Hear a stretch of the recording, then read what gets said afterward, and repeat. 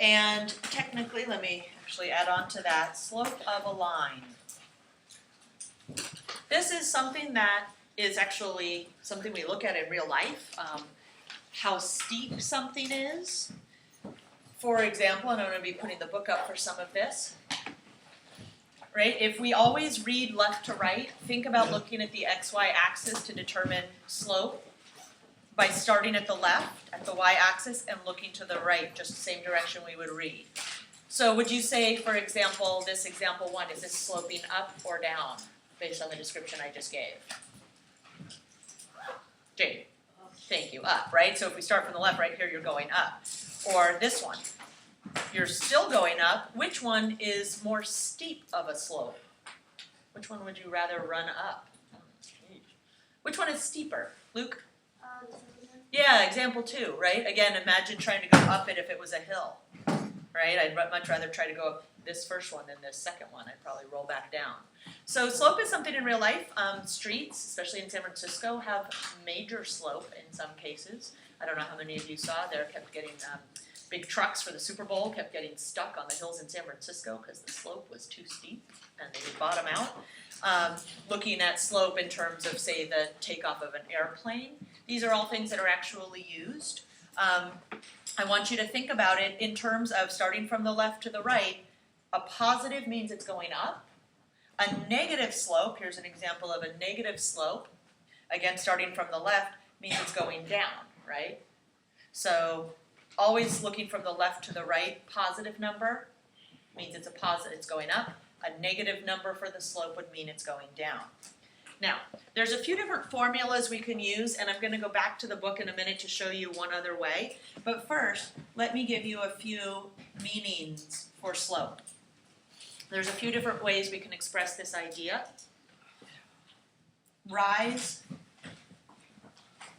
over run. Now I'm going to come back to each one of these when I'll put a picture up and show you what I mean by the words. So for now, just get them written down, and then we'll go over them.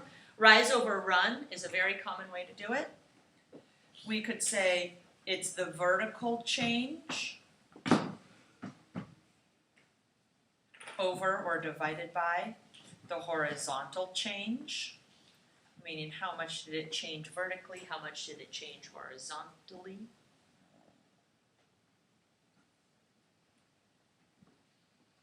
And again, I'll come back and I'll put one of those examples back up and we'll talk about it in terms of looking at that picture. Difference, another way, the difference in x coordinates. I'm running out of room on my paper, so I'm just trying to double up the words. If you can go all the way across, that's fine. Difference in x coordinates divided by or over. Did I just say that wrong? I'm sorry, this should be y. I just wrote that wrong. Y, numerator is y, coordinates, over the difference in x coordinates.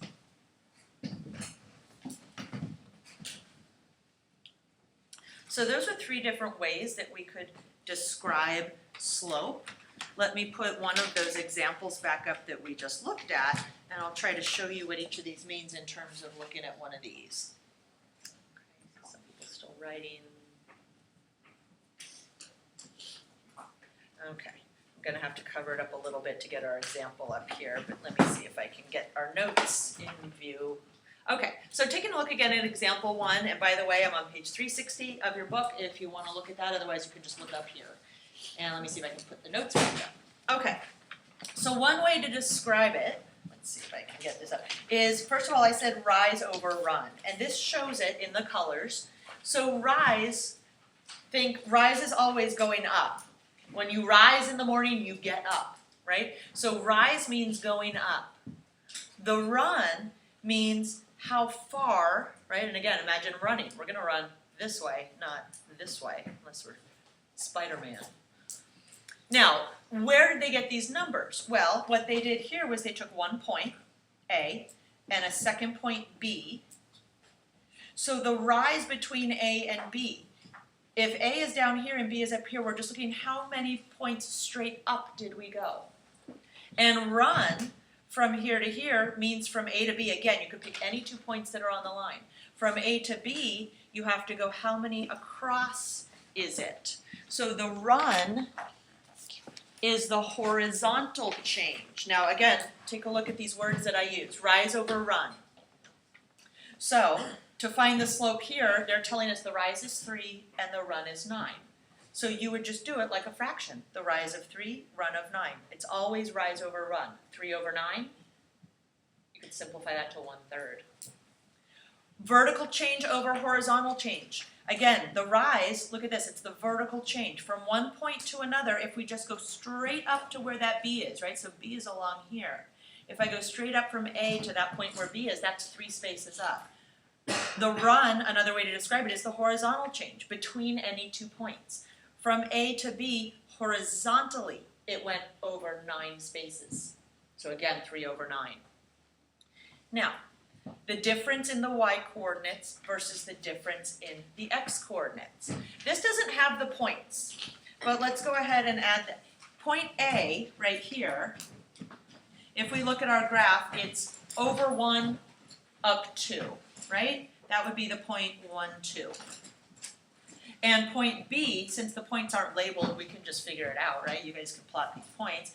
B is at 1, 2, 3, 4, 5, 6, 7, 8, 9, 10, up 1, 2, 3, 4, 5, 10, 5. So if they don't label the points, but you can look at the graph and figure it out, look at the graph and figure it out. Now that last piece of the formula I gave you, let me just unfold again.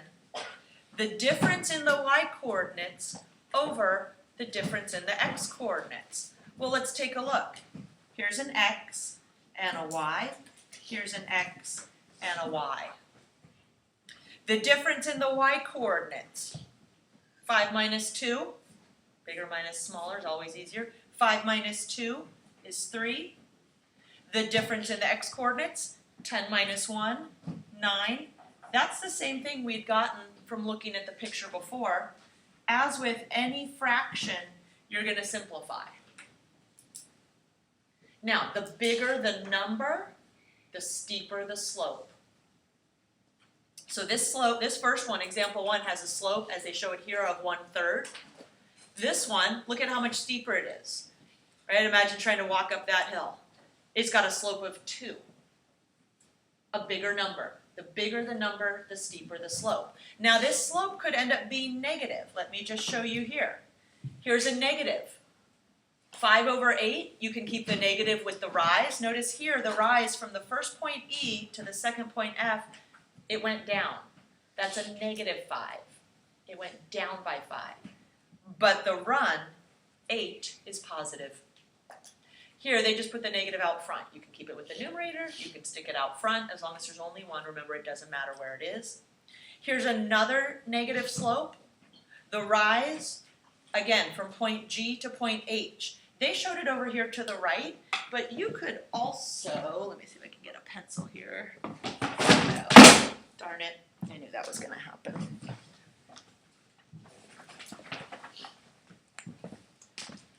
Oh, it's still on the same page. Like magic. From this point to find the rise, you can count down on this side as well. Here's H right here, so I could count to where the H is on this level. I could count down on this side or on this side.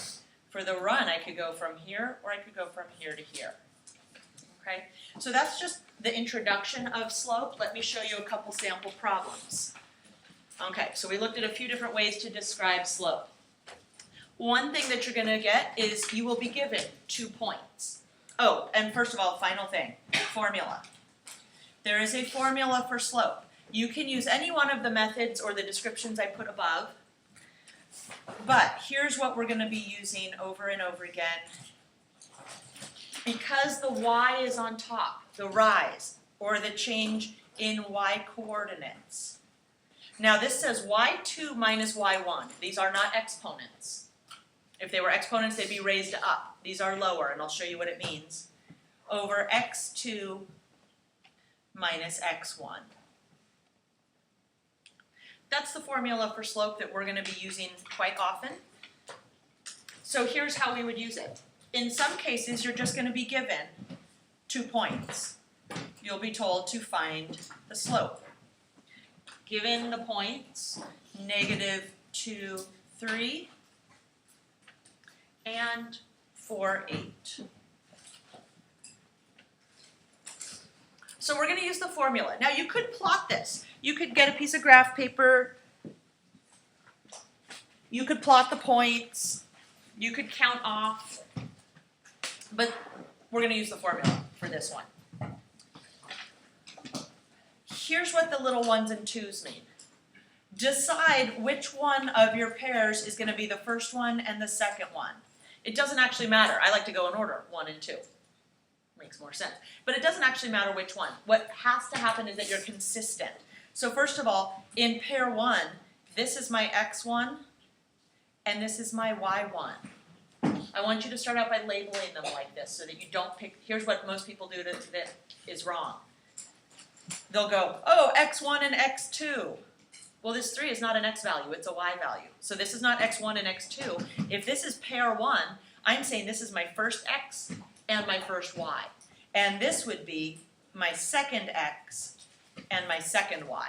And it's good to label them the first few times just to get used to the method of using this formula. Because now all I have to do is plug them in. The formula says y2, okay, that's my 8, minus y1, which is 3. So what's important is that you start, if I say this is my second pair, on both the numerator and the denominator, I start with that value. Y2 comes first, x2. We have to pick from the same pair.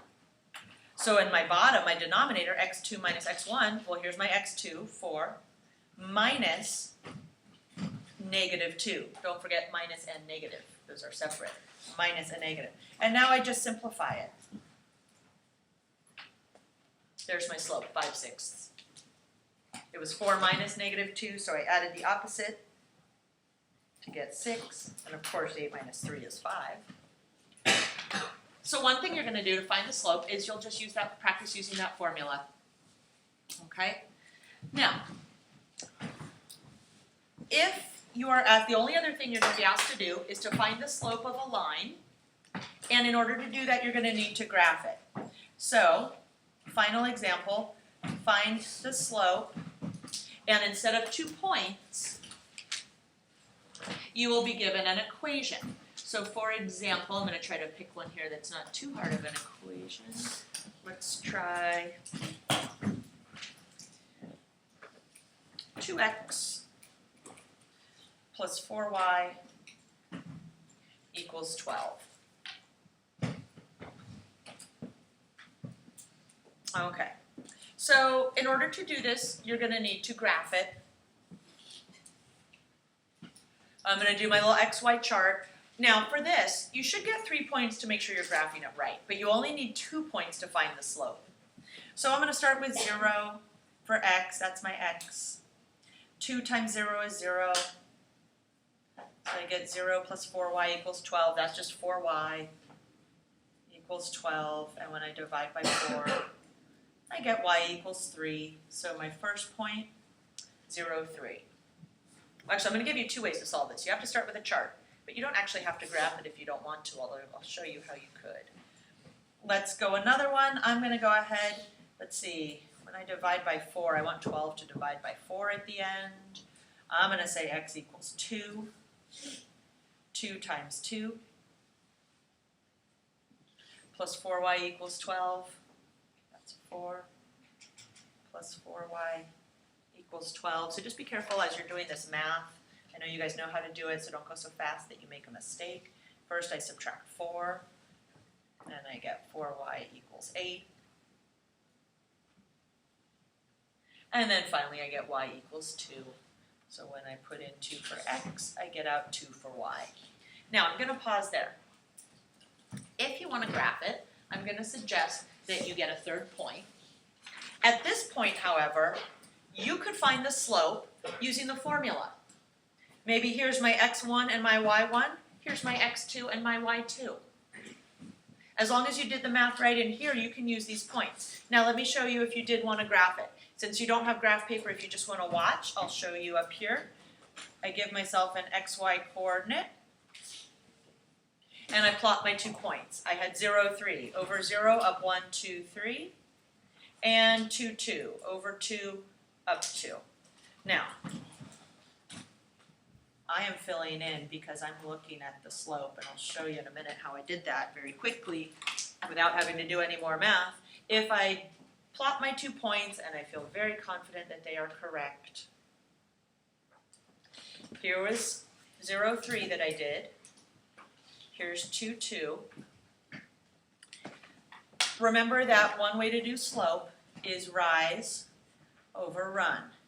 We can count from my first point, 0, 3, to my second point, 2, 2. I know those are right because I did the chart. What is the rise from one to the other?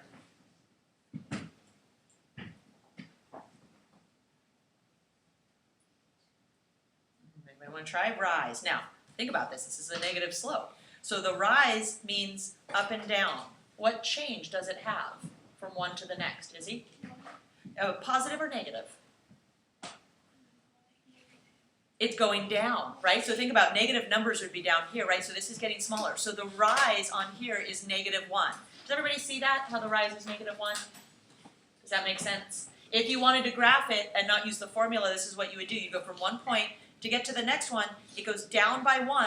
If it went up, and I'll show you with another point how you could do that. Now, the run is the horizontal. What's the run? Between this point was here, horizontally over to here, how much did it change? Pammy? 2. Negative 1/2. Remember I said a negative number means the slope goes down. Well, let me just show you that that would work, even going in a different direction. What if I used from my 0, 3, and instead of going down to 2, 2, what if I went to this point here? My rise and my run. From here to here, what's my rise? Leanna? Positive 1, right? Because it went up. Positive 1. Here's my run. What's my run? Diego? Good. Negative. Notice it's going in, if the number line here, this is the negative direction. Here it's going in the negative direction. And that's important because guess what? My slope is negative. Either negative 1 over 2 or 1 over negative 2. Those are two different ways to write the same thing, negative 1/2. So it doesn't even matter which 2 points or which way you start. You can go rise, run. You could go rise, run. If you're paying attention to your positives and negatives, you should get the same answer. These are both the same answer. The negative's in a different spot, but they're both negative 1/2. Now, the alternative is to take these and plug them into the formula. Y1, y2 minus y1. Here would be maybe my y1, my y2, my x1, my x2, right? The 1's go together, the 2's go together. You could do 2 minus 3, negative 1, over 2 minus 0, 2, still negative 1/2.